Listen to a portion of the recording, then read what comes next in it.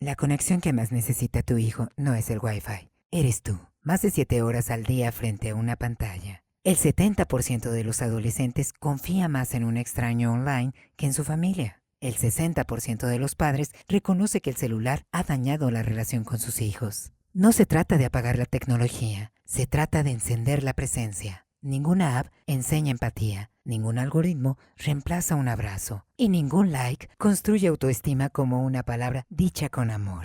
Del 6 al 11 de octubre, padres, maestros y especialistas nos unimos en el 15º ciclo de conferencias para padres, humanos conectados, vínculos transformados, porque la educación emocional empieza en casa y no tiene señal. Hola, ¿qué tal? ¿Cómo estás? ¿Ya conoces nuestro libro ¿Por qué ir a terapia? Fíjate que este libro es un libro que además nos hizo favor de hacernos el prólogo Cristina Jauregui, conductora de Diálogos en Confianza, gran amiga. Y es un libro en el que escriben todos los especialistas de Iscalti, desde los neuropsicólogos hasta los psicoanalistas, los de terapia de pareja, de familia, cognitivo-conductual, diferentes especialidades. Compilamos una serie de temas en los que tú vas a encontrar aquí algunos tips. De hecho, es parte de nuestros Iscaltips, por ejemplo, padres, su autoridad, su poder y sus límites, ¿no? Un tema que de pronto te hace reflexionar sobre los padres, cómo ejercemos el poder. ¿Enseñamos a los hijos a tener poder? ¿Enseñamos a nuestros hijos a manejar el poder? El pequeño emperador, ¿no? Un artículo de la doctora Berenice que nos plantea cómo hay niños que de pronto se vuelven los emperadores de la casa, sobre todo los niños que son hijos únicos, tendemos a volcarnos y darles todo absolutamente a nuestros latosos, ¿no? Es un libro muy interesante, muy práctico, muy útil. Lo puedes leer de diferentes maneras porque puede ser directamente la pregunta o puedes leerlo de principio a fin, de corridito, como tú gustes. No dejes de comprarlo, está en nuestras sucursales, puedes pedirlo en nuestro WhatsApp, en nuestra página www.iscalti.com encontrarás el globito de WhatsApp y ahí lo puedes pedir. En esta Navidad es un buen regalo para algunas personas que no te atreves a decirle que eduquen mejor a sus hijos. Así es que nos vemos muy pronto y feliz Navidad. Espero que estés muy bien.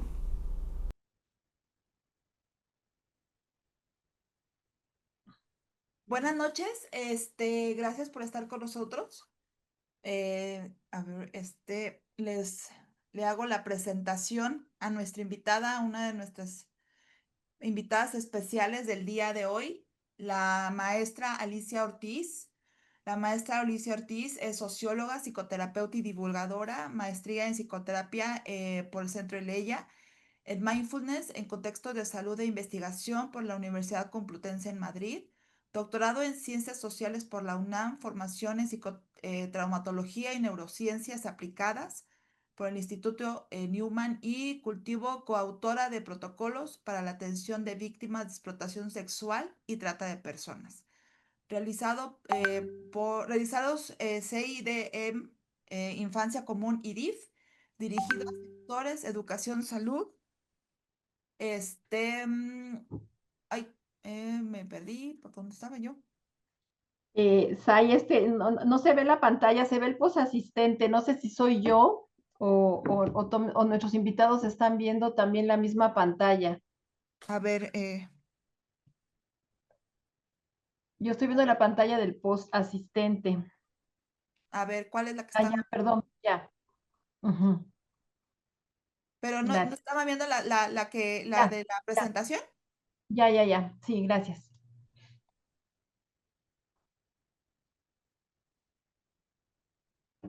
Ahorita tienen que estar viendo la presentación, ¿todo bien? Ya. No, otra vez va el post asistente. Mm, a ver, Puso espérenme. post asistente. Reitero, no sé si soy yo porque ya le. ¿Ustedes lo están viendo bien? Sí, sí, ya lo cambiaste. Ok. Sí, Sí, sí se ve la gracias. presentación, dicen que todo se ve bien. Ah, Muchas ok, gracias. perfecto. Sí, ya la estoy viendo bien. Muchísimas gracias.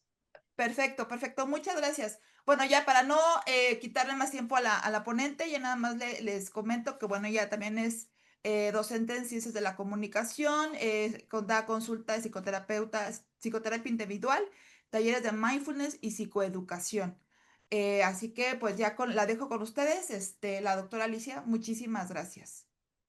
Muchísimas gracias. Hola, muy buenas noches, tardes, noches a todos. Les agradezco muchísimo que estén en este espacio. Les agradezco muchísimo que nos estén acompañando. Agradezco profundamente al Grupo Iscalti, al doctor Miguel Ángel León y a todo su equipo por facilitarme este espacio, pues para tener esta charla, porque precisamente se trata de abordar temas, y particularmente un tema, voy a referirme de manera más específica, que nos está preocupando mucho en general a todos y a quienes particularmente nos dedicamos a la educación, quienes también somos papás, aunque ya lo seamos de jóvenes adultos, pero pues ahí vienen también nuevas generaciones.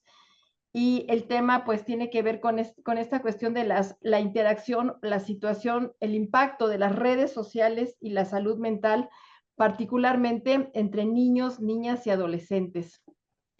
Para platicar de este tema, queridos amigos, les planteo esa pregunta. ¿Se pueden tener experiencias traumáticas en el ciberespacio, en la interacción con las redes sociales? Y pues la respuesta es sí, un sí definitivo, un sí rotundo, pero vamos también a ir matizando y a ir precisando algunos detalles para responder a esta otra pregunta, ¿no? ¿Cómo saberlo y qué hacer al respecto?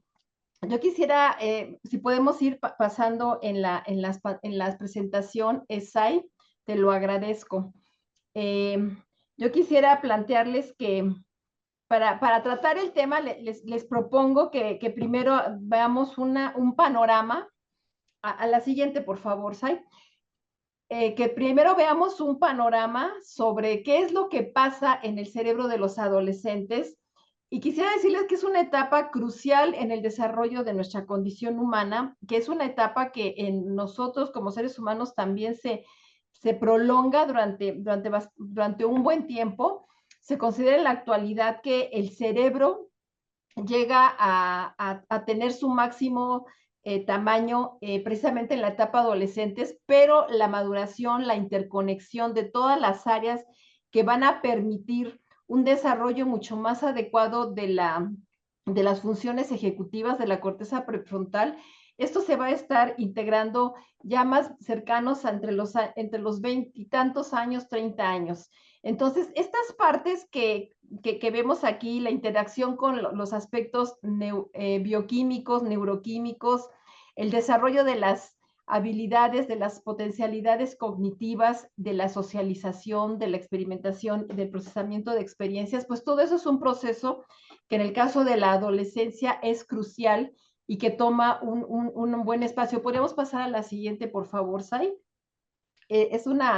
Tiene mucho de gráfico esta presentación, porque les quiero plantear precisamente, tratar de documentar para que tengamos una comprensión de por qué es tan importante lo que se está señalando en la actualidad, en el sentido del impacto que está teniendo esta interacción, que en muchos casos ya está siendo adictiva, de los jóvenes, de los niños a las redes, y que debo decir que también de los adultos en muchos casos, aunque no es lo mismo empezar con estas prácticas ya en la edad adulta que cuando se empiezan de niños, y en ese sentido vamos avanzando y ya estamos viendo crecer a las generaciones que ya más chiquitos, que ya desde más pequeños empezaron muy, muy temprano con esta interacción en el mundo digital, en el mundo virtual.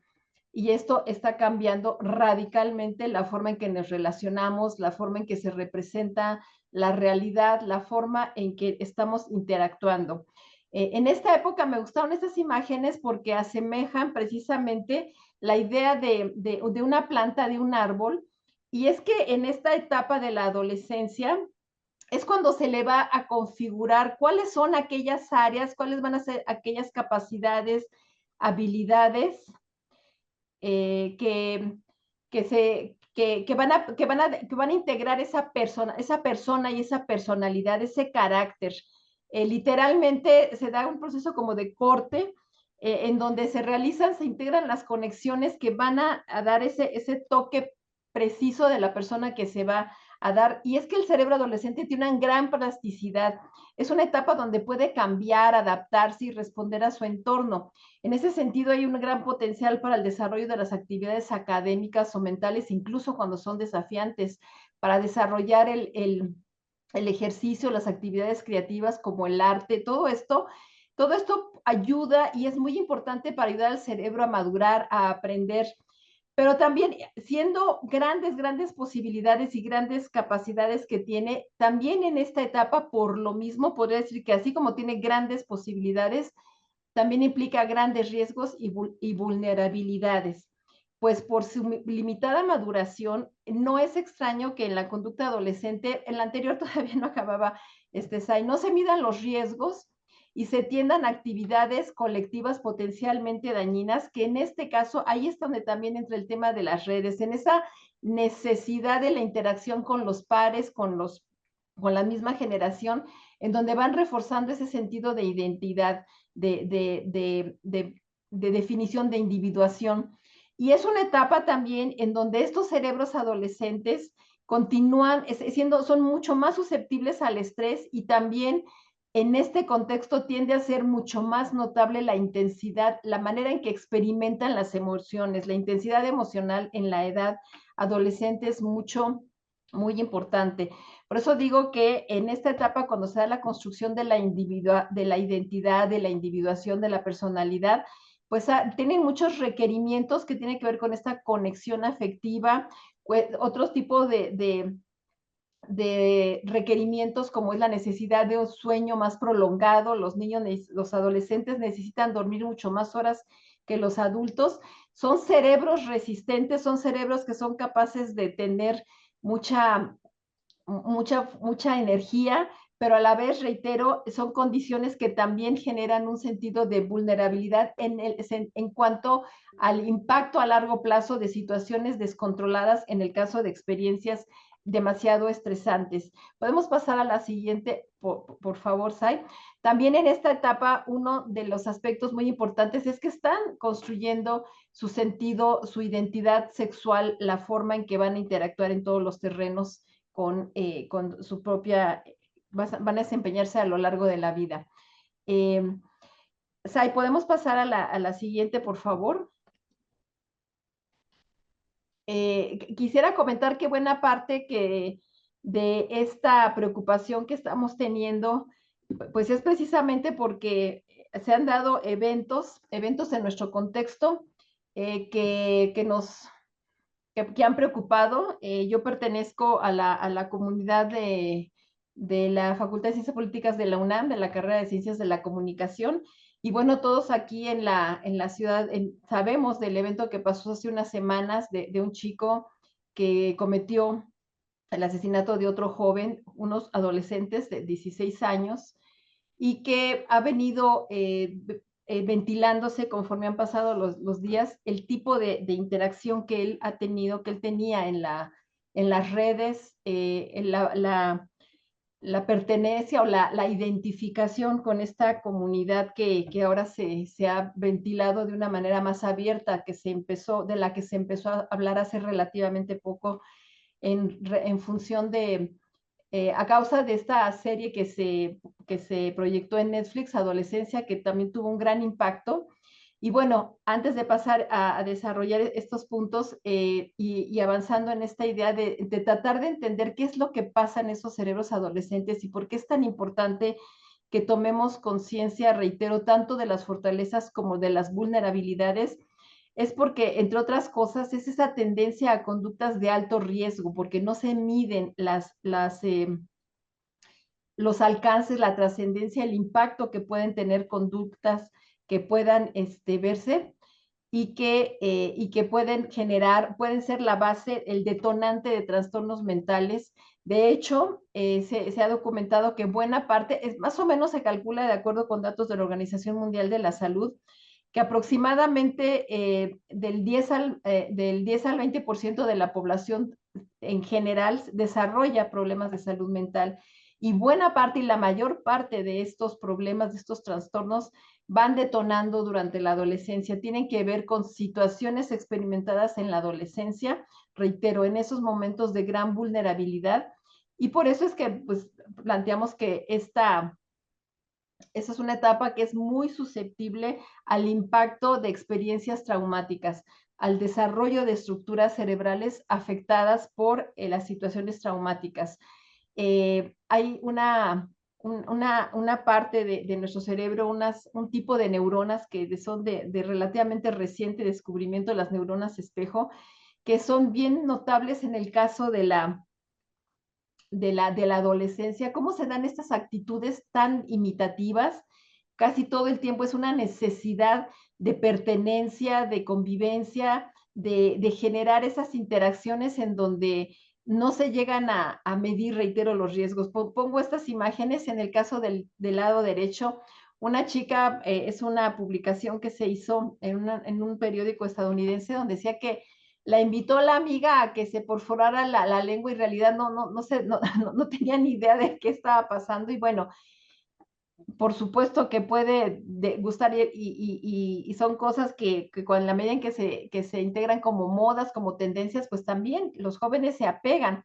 Pero muchas veces esas marcas, esas alteraciones, esos aspectos de transformarse corporalmente, pues luego resulta que no miden el hecho de que pueda dejar huellas importantes y que posteriormente cicatrizaciones o aspectos que no vayan, que ya en la vida adulta no necesariamente estarán muy convencidos de tenerlos consigo.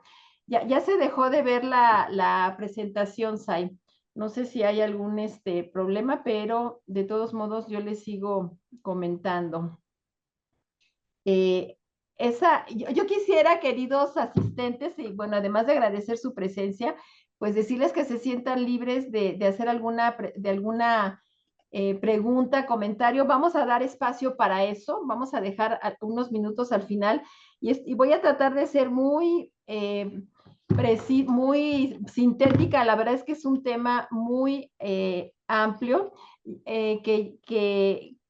que tenemos esa preocupación de que haya una sensibilización a tomar en cuenta estos, porque también la situación de estar judicializando o estar generando formas de abordaje yéndonos nada más por la parte punitiva es importante, pero no es lo único y generalmente no se están atacando realmente las cuestiones de fondo. Ya no se ve la presentación, estoy viendo, básicamente está nuestra querida intérprete, pero no se está viendo la presentación.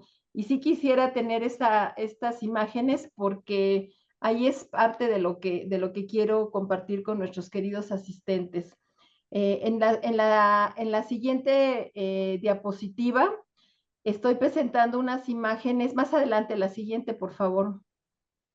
Esa, por favor, si se pudiera ampliar un poquito, porque no sé si se alcance ahí a ver. Yo la veo bastante chiquita, pero bueno, de alguna manera nos da esta idea. Lo que quiero ilustrar con estas imágenes, queridos asistentes, es que las experiencias altamente estresantes suelen afectar la conectividad de las redes neuronales, y se puede alterar la forma en que se van a desarrollar los aspectos de la memoria, del lenguaje, el procesamiento, la capacidad de desarrollo de las funciones ejecutivas. La idea cuando se experimenta un desarrollo sin este tipo de impactos traumáticos es que el cerebro, la mente logran organizar recuerdos coherentemente, se puede desarrollar la capacidad de regulación emocional, mantener el equilibrio, se puede reaccionar adecuadamente a amenazas sin que éstas generen respuestas de supervivencia prolongada, estas hiperactivaciones que están presentes en los estados ansiógenos, en las crisis de pánico o en el desarrollo de mecanismos de defensa que no están siendo adecuadamente regulados, las cuestiones evitativas, las fobias, actitudes incluso de autolesión. En general, el no tener o el saber manejar las experiencias adversas puede permitir el desarrollo de cerebros que desarrollen un buen manejo de funciones ejecutivas en la vida adulta. En estas imágenes podemos apreciar que cuando son, digamos, esquemas que se han hecho de cómo se logra una mejor conectividad de las áreas relacionadas con la corteza prefrontal, cuando no hay, cuando hay un buen manejo de experiencias adversas. Pero cuando hay una excesiva exposición a situaciones altamente estresantes, no se logra esa conectividad. Otras áreas se hiperactivan, mientras que otras, como la amígdala, que son las y se hipersensibilizan para el desarrollo. En mi cámara, ay, no sé, ok. Es que, ay, no sé, pero es que no sé cómo apagarlas, apagar la cámara. Ay, no sé, la verdad. Siga, doctora, siga adelante. Ok, perdón, es que las cuestiones así técnicas no la... Ok, bueno, entonces, ¿qué pasa con estos impactos de trauma psíquico? Que pueden implicar alteraciones físicas y funcionales. Se alteran áreas como el hipocampo, que es donde se procesa la memoria, y la amígdala, que es el sensor de los estímulos que van a provocar las reacciones emocionales. Y eso afecta el procesamiento de los recuerdos, del aprendizaje, la regulación emocional. Se generan esas respuestas de lucha y huida que de una manera persistente, y no es extraño que se dé una presencia muy perturbadora de recuerdos vívidos o intrusivos, que haya más episodios y situaciones de ansiedad y depresión, dificultades para manejar los aspectos temporales, el pasado, el presente, la ubicación, el contexto. En ese mismo sentido, también dificultades para socializar, decía hace un momento, mecanismos de defensa desregulados y diversos síntomas físicos, mentales, emocionales de diversa índole.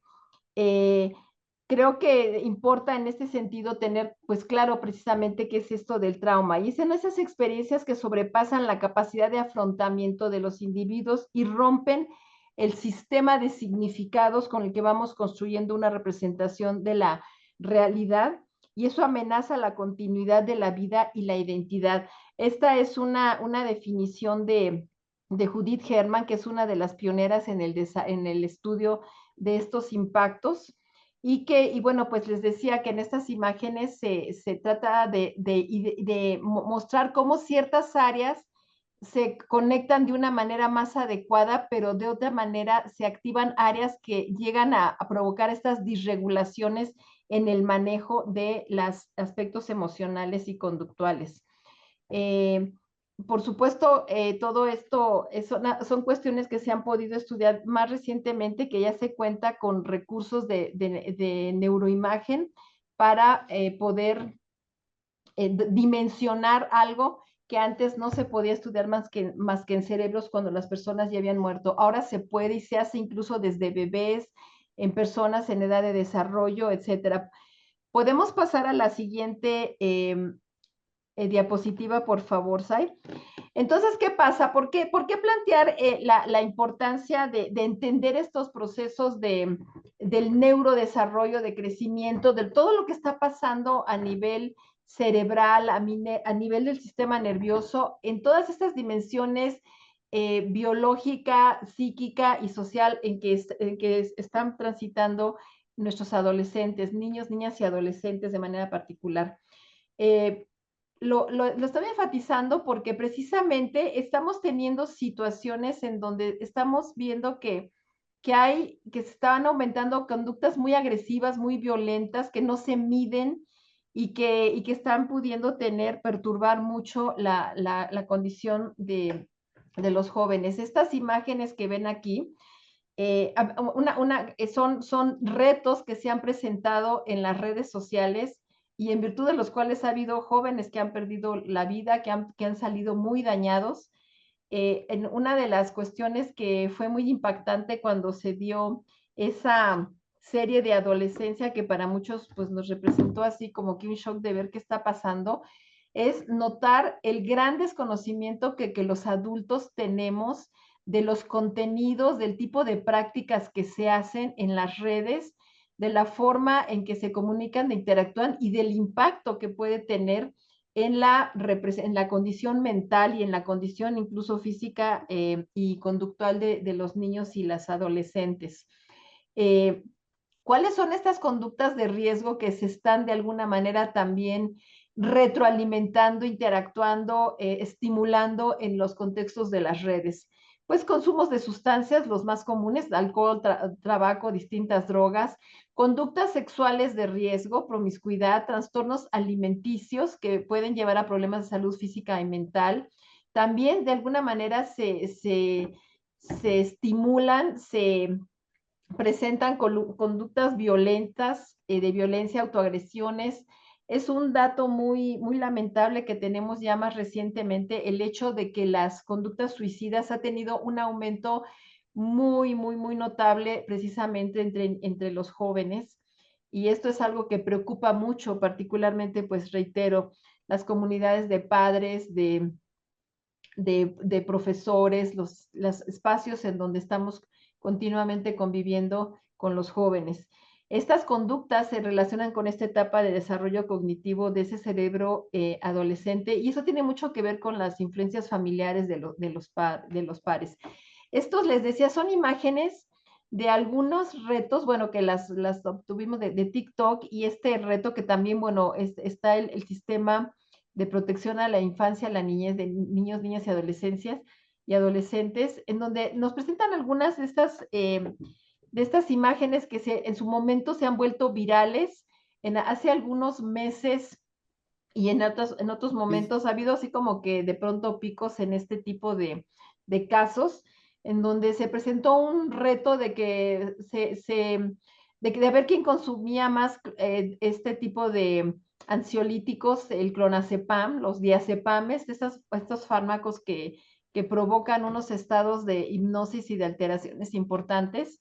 Y no había conocimiento, varias familias detectaron que, que estaban los jóvenes consumiendo esto y bueno, son fármacos regulados, son productos que muchas veces también se tienen en casa porque son antidepresivos, ansiolíticos, antipsicóticos, todos estos psicofármacos que traspasan, que llegan al cerebro y que provocan también estados alterados de la conciencia, pues llegaron a ser también producto de retos entre jóvenes que querían ver, por ejemplo, que decía esta chica, ¿no? Me pregunté cómo me vería con una sobredosis de clonazepam.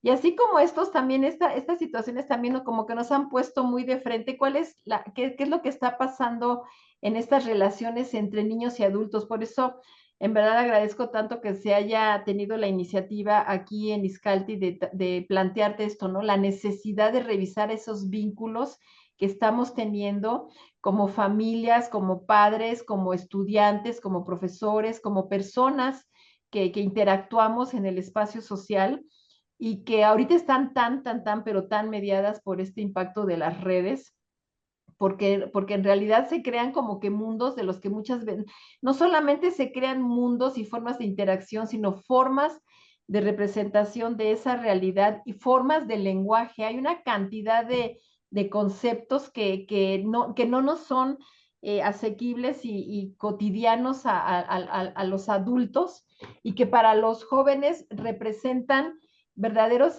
situaciones que les implican condiciones de malestar, de shock, diría un tanto traumáticos. Decían algunos de mis alumnos, es que estamos tratando de comunicarnos y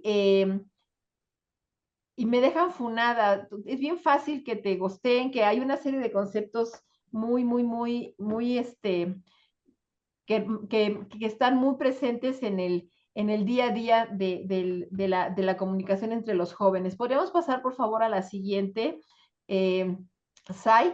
Y ya veo que hay algunas preguntas en el chat. Muchísimas gracias, por supuesto. Por ahí alcancé a ver una, de que por qué se enganchan tanto. Y se enganchan tanto precisamente porque son imágenes, son estímulos que resultan ser muy placenteros, muy estimulantes, porque a nivel cerebral permiten la secreción de sustancias asociadas al placer de la dopamina, de la serotonina, de estas estimulantes propios. Nosotros somos una gran farmacia, nuestro cuerpo, nuestro cerebro, nuestro sistema hormonal crea todas estas sustancias que están tan asociadas a nuestros estados anímicos. Y estos estímulos que tienen sonido, movimiento, luminosidad, colores, son adictivos, cada uno que lo está viendo. Si eso se le asocian significados con los que ellos se identifican, bueno, pues están teniendo ahí una mirada, una retroalimentación, situaciones que nutren ese sentido, esa necesidad de ser vistos, esa necesidad de ser, digamos que van integrando su ego, su yo. No digo la palabra ego en una connotación negativa, sino ese sentido del yo.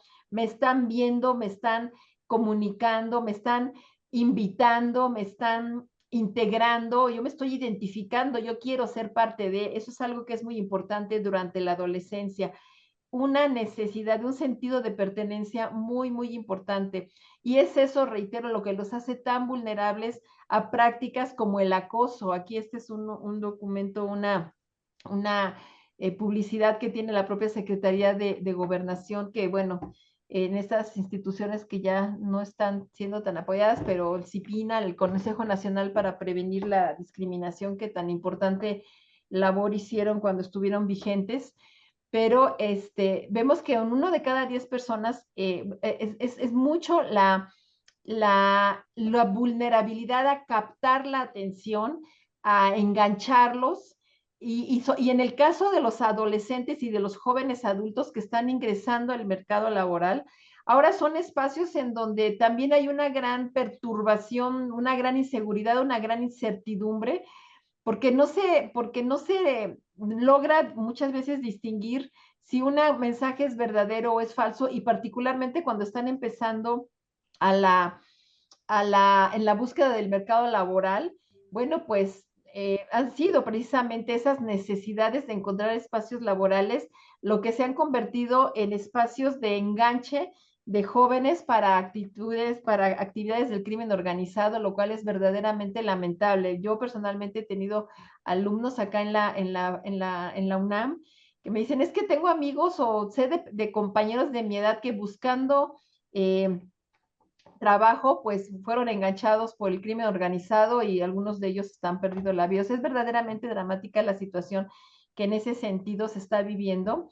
Y también esa creación, ahora lo que ha saltado a la luz pública es esta comunidad de los incel, que se hizo visible a partir de esa tragedia que pasó en el CCH Sur, y que leo aquí esta frase que dice: la misoginia incel dejó de ser un fenómeno lejano, como les llegamos a ver en la serie de adolescencia de internet, porque hace apenas unos días un estudiante que se ha identificado, que encontró ahí un sentido de identidad, pues cometió el crimen que cometió, y que todavía pues es un proceso que sigue avanzando. ¿Podrías por favor pasar a la siguiente diapositiva, Sai?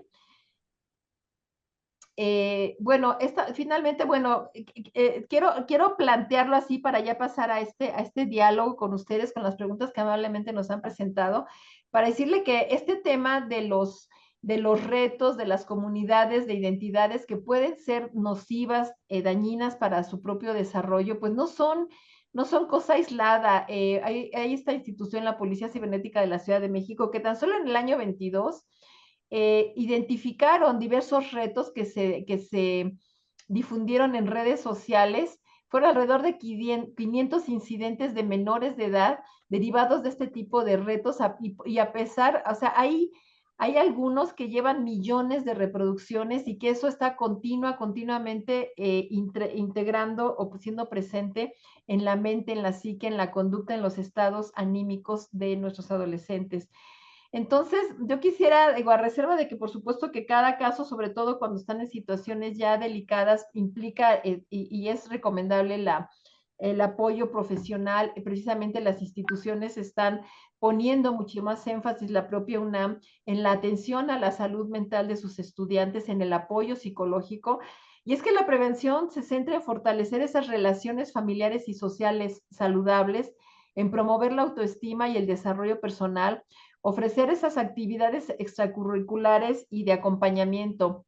En realidad, promover vínculos de apego seguro, conexión afectiva y emocional con los adolescentes es vital para atenuar el impacto de los riesgos potenciales a que están expuestos por participar en actividades riesgosas para su salud física e integridad mental. La comunicación y la escucha atenta son claves. Así que puedes pasar la siguiente, Sai, con esto terminamos mi parte para mi exposición para poder dialogar.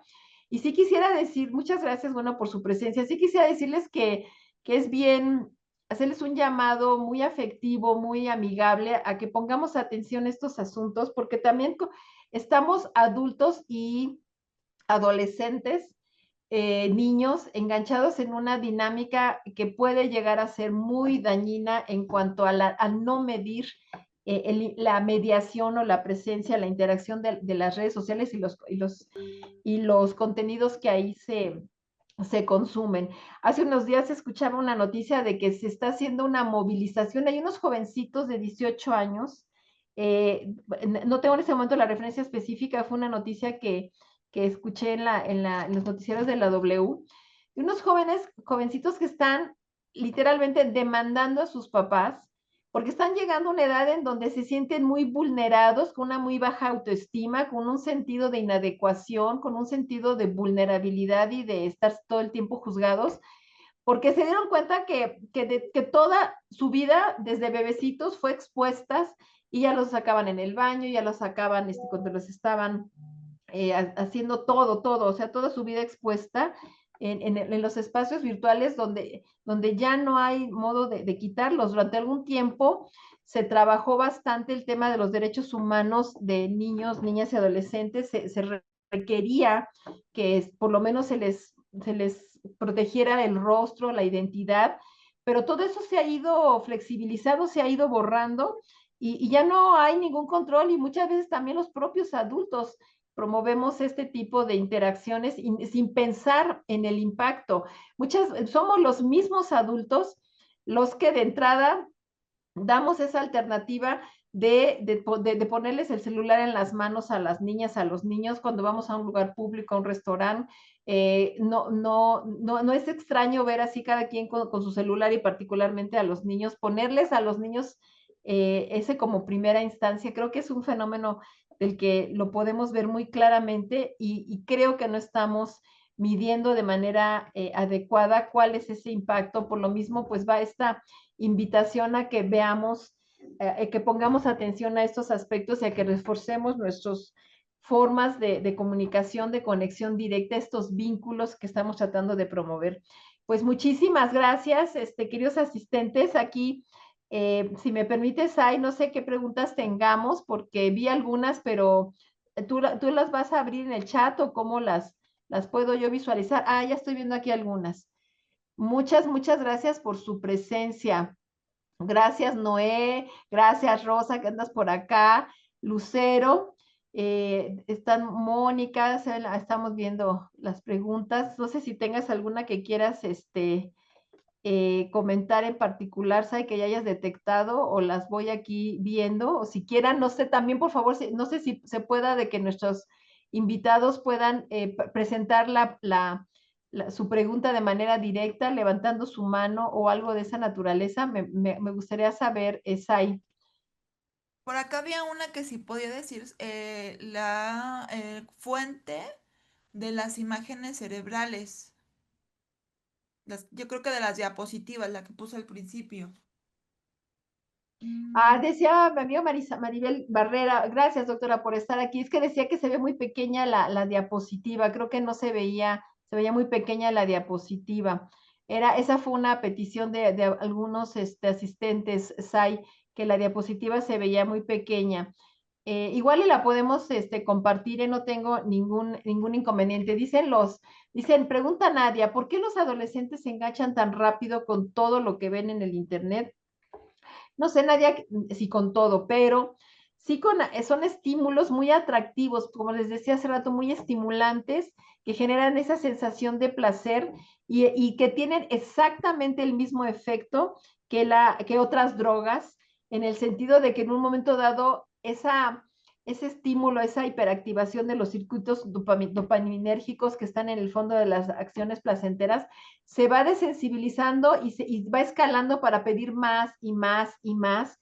Entonces, esa es la lógica, digamos, del enganche adictivo, que también está presente en estos estímulos que implican estos videitos cortos, estos contenidos fugaces, que generan placer, pero no permiten el desarrollo de otras funciones, como son el análisis, la profundización, la, la reflexión, la contextualización, sino que es estímulo tras estímulo tras estímulo, y esto llega a ser muy, muy perturbador para el desarrollo cerebral de los jóvenes.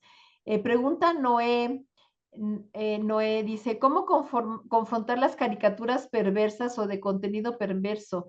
A mí me daban miedo, pero ahora son más accesibles y tienen más penetración a los adolescentes. Es decir, Momo me causa miedo, pero sé que no es real. Pero un niño es por sus amigos el que esté viendo, interactuando con esos juegos, llámese Fortnite o Freddy and Friends. ¿Cómo disminuyó esa influencia?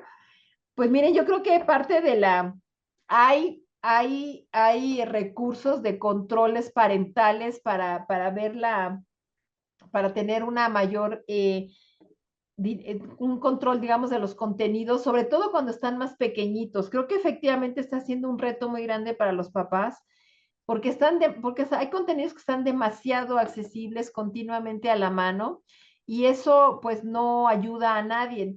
Pero más aún es, reitero, cuando nosotros como adultos no estamos pendientes, no nos acercamos, no nos informamos y les damos a ellos también esa fácil accesibilidad sin ningún tipo de dosificación, de control.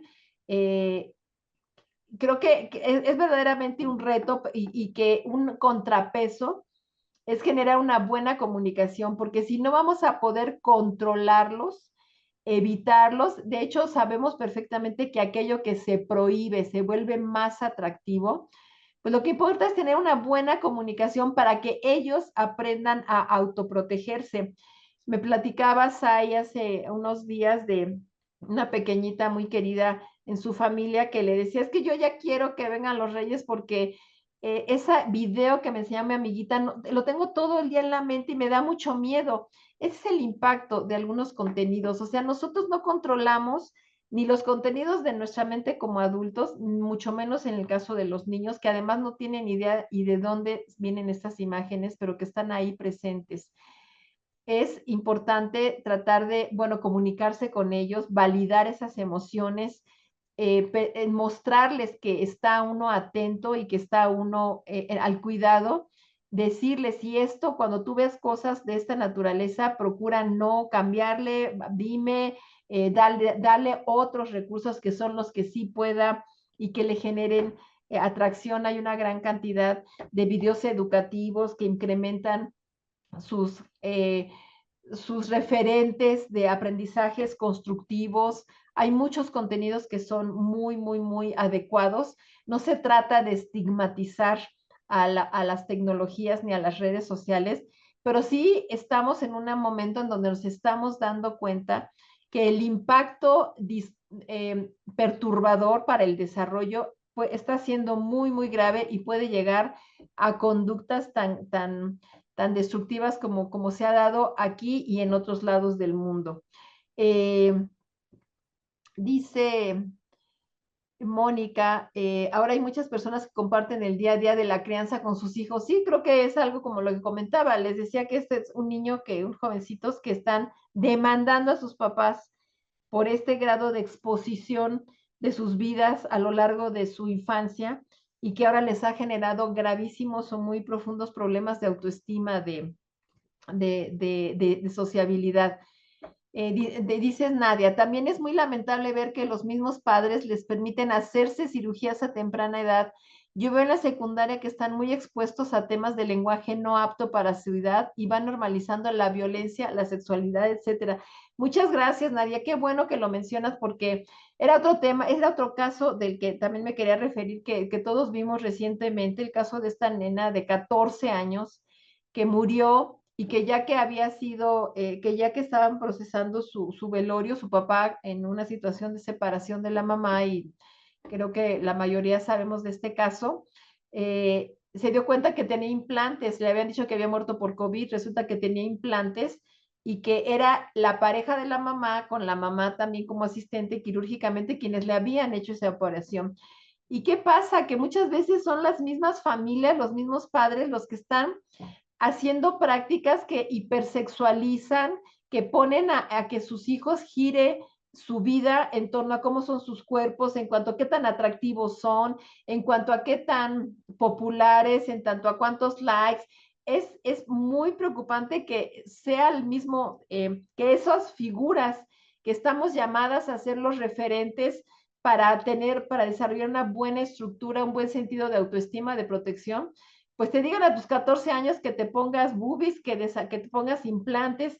O sea, eso es algo muy, muy perturbador y que nos habla verdaderamente de situaciones ya patológicas, bueno, bastante dañinas, que este caso al que te refieres, Nadia, o de alguna manera a mí me refirió el comentario que plantea aquí, pues sí, están detrás de cuestiones verdaderamente violentas. Esa es una forma de violencia, es una forma de negligencia y esos son de esos eventos adversos que resultan a la larga. No es válido en un menor de edad que el adulto diga, es que él lo quiere, es que él está reflejando nuestros deseos, él está viendo qué es lo que yo quiero ver en esa persona, un atractivo que no corresponde a su etapa de desarrollo y que estoy mostrando que no voy a tener ningún límite, ninguna, ninguna, ninguna deseo de poner un límite o estar en contra de un deseo de esa naturaleza. Dice Mónica, muchas gracias por tratar estos temas tan complejos. Yo tengo un hijo de 9 años y me gusta tener elementos para explicarle el por qué no le compro el celular, videojuegos o investigar estos datos que me han proporcionado. Déjame ver, que me han proporcionado eh, durante algunas sesiones. Muchísimas gracias, Mónica, por ese comentario.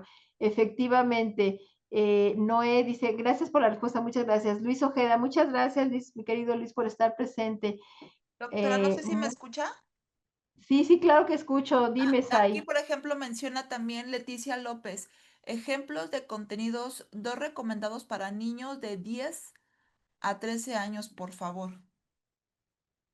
Miren, esta parte de los contenidos sí me gustaría y que mantengan el contacto con nosotros para hacerles un listado de contenidos que sean más adecuados. La verdad es que el tema con esto de las redes y es que avanzan muchísimo. Yo les diría que creo que todavía nos tocaron algunas, bueno, que nos tocaron, supongo que ahora también los hay. Hay muchos contenidos muy buenos, pero está la producción de contenidos que pronto son desplazados. O sea, ese es un tema también muy inquietante, lo efímero de las cosas. Hay quien habla ahora también de estos tiempos líquidos, ¿no? Que se nos van entre las manos.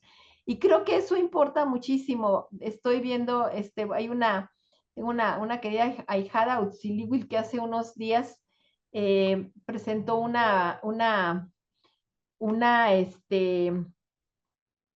publicación en donde decía una niña, su nenita, una niña sin,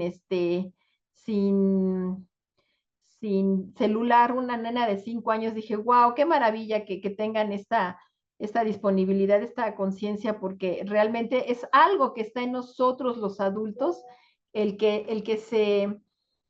se desarrolle, el que se contengan, el que se pongan límites, el que se aprenda a tener una relación sana con las tecnologías. Reitero, no se trata, digo, yo como profesora estoy viendo que es bien retador, creo que esa es la palabra que más me inspira para explicar, retador, decirles, oigan, no, yo no puedo evitar que usen la inteligencia artificial, pero que lo hagan de tal manera que no sustituya su propia inteligencia, sino como lo que está llamado a ser un verdadero apoyo para que la consulta, para allegarse de información. Información no es conocimiento, y los procesos que hacen los algoritmos de las inteligencias artificiales pueden ser una gran ayuda para la ubicación de información, pero cuando no hemos desarrollado las habilidades cerebrales de procesamiento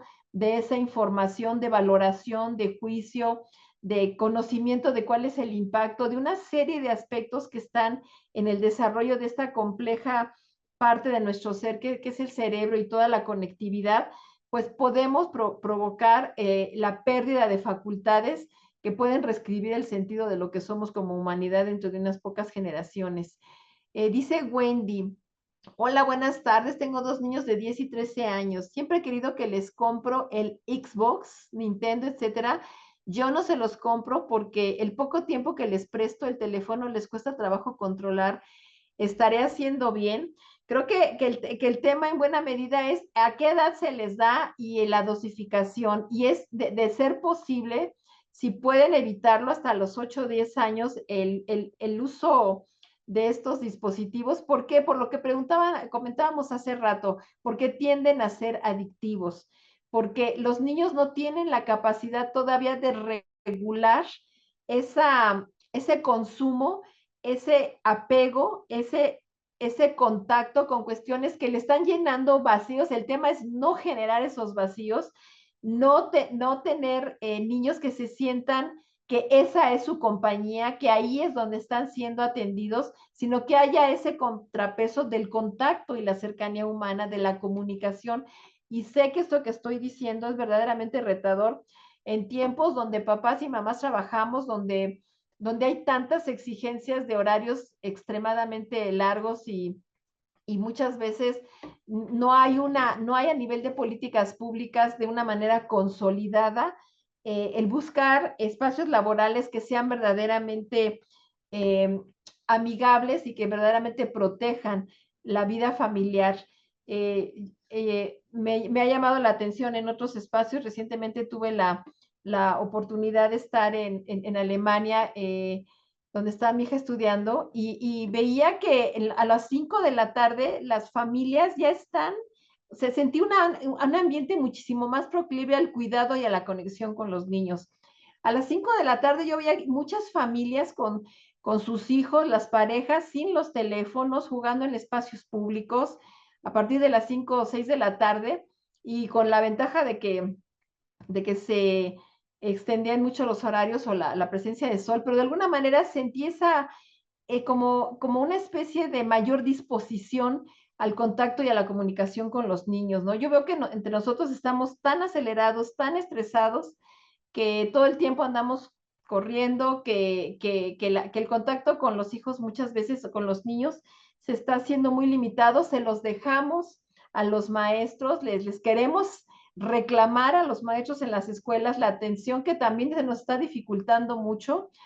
En esos reclamos se ha distorsionado muchísimo la relación profesores, profesores, padres, y creo que hay una serie de alteraciones en ese sentido que sí vale la pena ponerse a reflexionar, porque también, en lugar de ver en los profesores los aliados, la forma en que vamos a generar entornos de seguridad donde ellos no estén sujetos a este tipo de riesgos, pues muchas veces le estamos reclamando a ellos, a los profesores en las escuelas, que generen esos controles que luego en la casa no manejamos de la misma forma.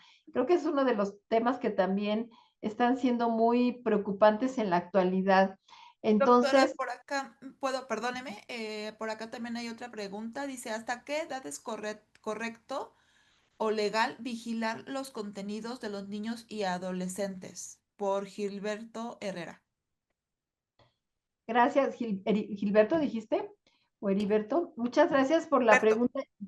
Perdón, Gilberto. Gilberto. Muchas gracias, Gilberto, por la pregunta. Mira, les decía que Sí, lo recomendable, ojalá fuera 6, 8 años mínimo, y cada vez es más difícil porque como está tan integrado en la vida cotidiana, buscar esta, este, mm, esta dosificación, pues sí es algo que implica tener un tanto pues no sé, no me gusta la palabra rigidez, pero sí tratar de tener más bien contrapesos para una buena conexión con los niños, porque, reitero, no es decir que, no se trata de decir que como padres estamos mal, ¿no? O están haciendo mal las cosas. Estamos inmersos en una dinámica social que nos empuja a esa situación y el punto es que tomemos conciencia y que sepamos que efectivamente si los niños no van teniendo desde pequeños esa capacidad de ir dosificando sus consumos de todo, en particularmente de estos consumos de las redes tan estimulantes, el impacto que pueden tener sí va a ser muy importante. Reitero, incluso se sabe que quienes han desarrollado estas grandes tecnologías no dejaron a sus hijos que estuvieran tan en contacto, tan marcado en estas interacciones.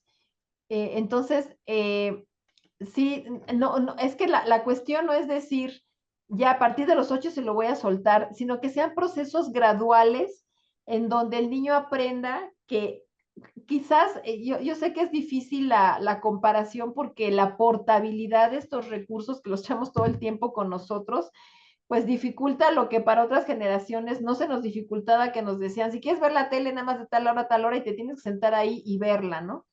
Ahora, el punto es que las tenemos todo el tiempo y que los niños y los jóvenes, si no lo tienen y todos los demás lo tienen, pues se genera esta parte de yo soy diferente, de yo no pertenezco a esto, de a mí me rechazan o me ven como bicho raro.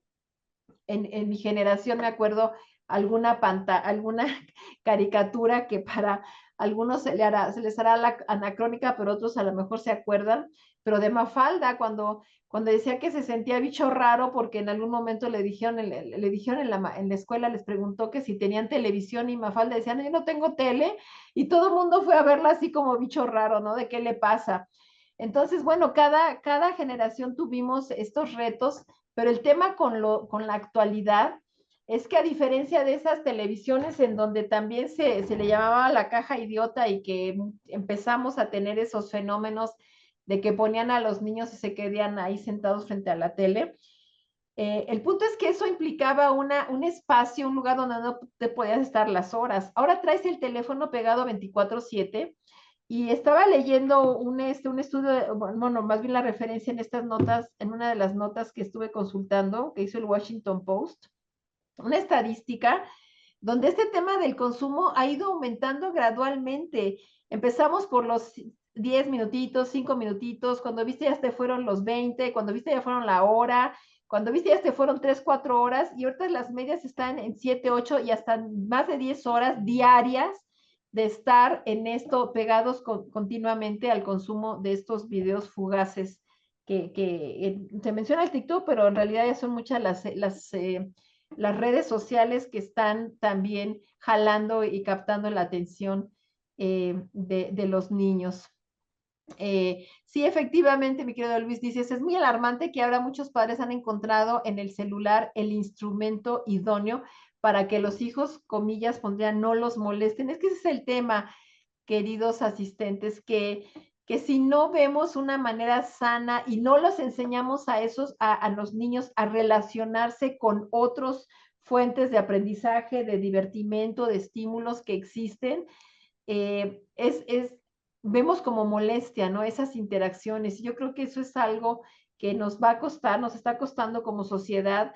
No en balde tenemos estos conflictos, decía, de las distorsiones en las relaciones con los maestros, con los mismos jóvenes, no en balde son esas carnes de cañón del crimen organizado, no en balde estamos viviendo estos temas de inseguridad y violencia, es que estamos muy desconectados y reitero, por eso se me hace tan importante el eslogan, el motivo de este ciclo de conferencias, buscar humanos conectados, vínculos transformados, porque eso es algo de lo que se ha venido distorsionando en los últimos años. Doctora Alicia, ¿nos permitiría ponerle una pregunta que es de Por nuestro supuesto, público, de una persona sorda? Vamos a proyectarla por para que la favor, vean por y favor, nuestra intérprete Mari va a estar abriendo ahorita su audio para que la por escuchamos favor. todos. Gracias, Gracias. doctora.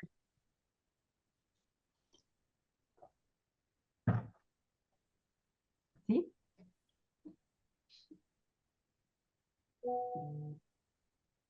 Hola, muy buenas noches a todos. Saludos. Quiero compartir que también dentro de la comunidad de sordos,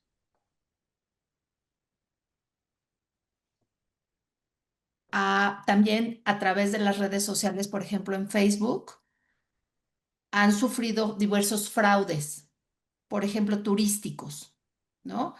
Una persona que dice que tiene un negocio, pero no está certificado, no muestra documentos de que sea algo real y ha robado mucho dinero a muchas personas sordas que quieren viajar, por ejemplo, al estado de Yucatán y han perdido su dinero. Personas sordas de diferentes partes del mundo que han dado dinero para un viaje que es falso, no es real y han perdido su dinero. Por eso es importante también, pues que sepan, ¿no? Que sepan que tienen que tener un documento que certifique, que sea oficial sobre ese viaje. Muchas gracias, saludos a todos.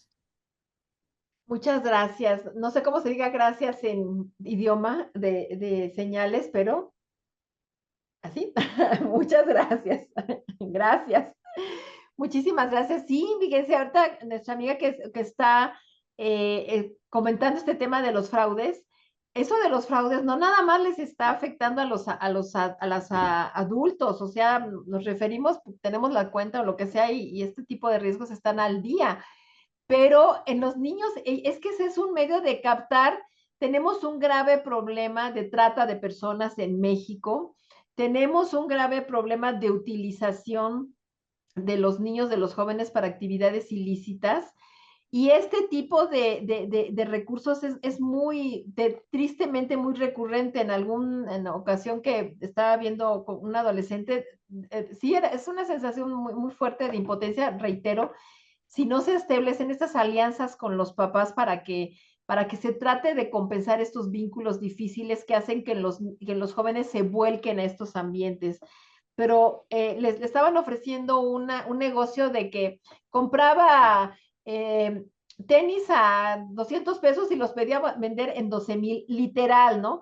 Y se lo creen, o sea, no creen que sea un fraude, no creen que es y con una vez que se los enganchen, bueno, no tienen, no miden, reitero, ese impacto, no evalúan, no observan, no miden el riesgo. Es muy fácil que un joven caiga en ese tipo. Bueno, si como adultos caemos cuando nos dicen que ahí está el premio y cuando nos dicen que le peguemos el link y cuando dicen para estas actividades fraudulentas, los jóvenes muchísimo más. Por eso es tan importante la comunicación continua, el acompañamiento. No se trata de hacerlos unos paranoicos, ni que nosotros nos hagamos unos paranoicos de que todo nos va a estar afectando, pero sí tener una claridad, una comunicación continua para estar alertando de posibles riesgos que puedan estar eh, particularmente perturbando el desarrollo. Y es que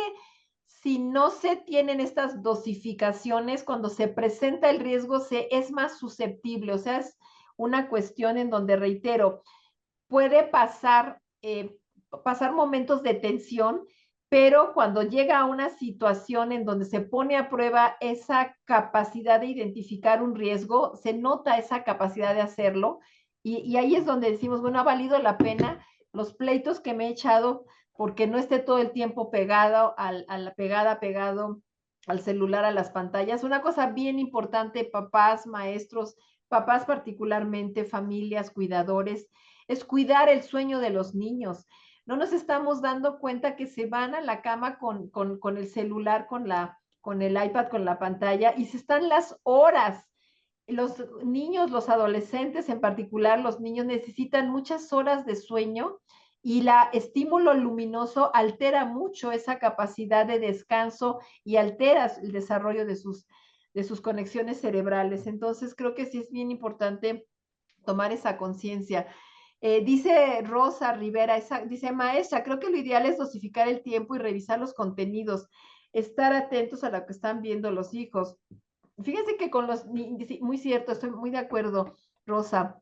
Dice Leticia, muchas gracias por la información. Ojalá compartan donde puedan reportar estos eventos fraudulentos. La policía cibernética muchas veces no responde. ¿Qué otras instancias hay?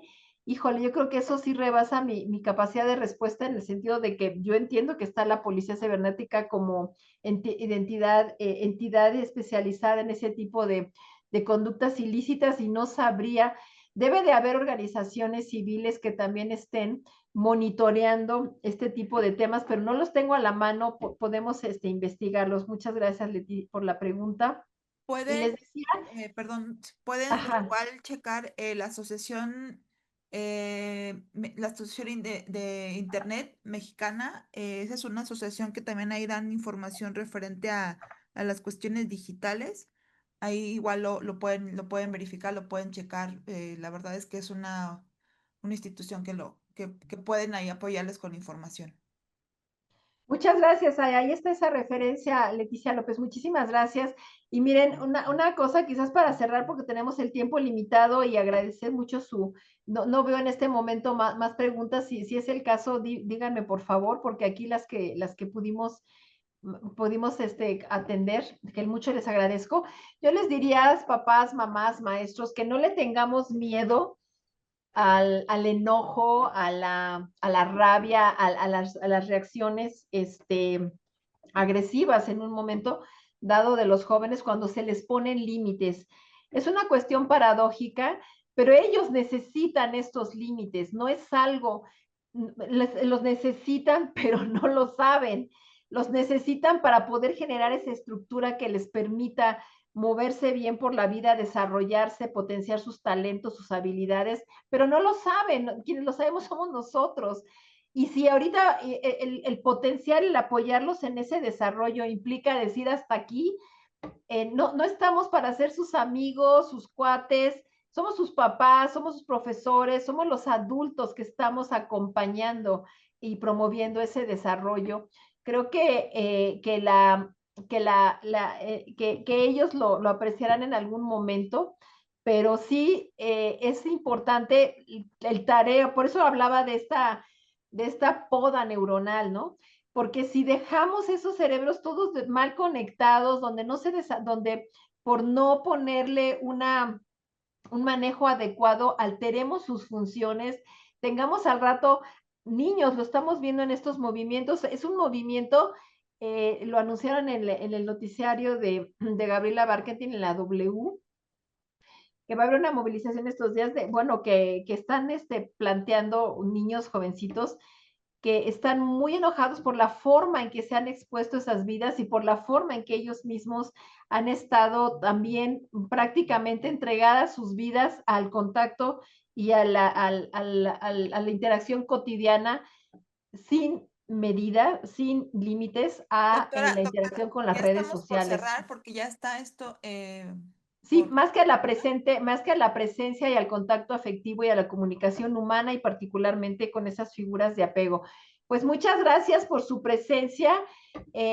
Por ahí puse, Sai, en la última diapositiva estaban mis datos, también si podíamos mencionar los de las redes, por favor, estamos para servirles y con todo gusto, agradeciendo que hayan participado en este espacio. Muchísimas gracias. No alcanzo a Por ver acá quedaron toda. pendientes algunas preguntas. En breve se las estaremos contestando para que todas tengan respuesta, ¿vale? Si no es, ya sea directamente en las redes de Iscalti, ahí estaremos contestándoles para que tengan su respuesta.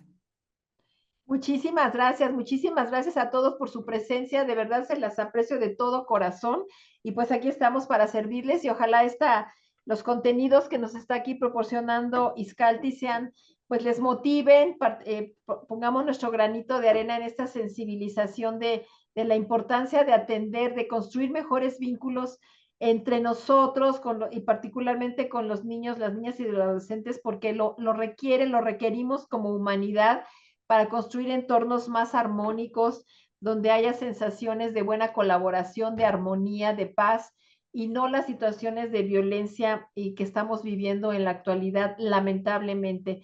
Muchas gracias por su presencia. Soy Alicia Ortiz y estoy para servirles. Muchísimas gracias. Muy buenas noches.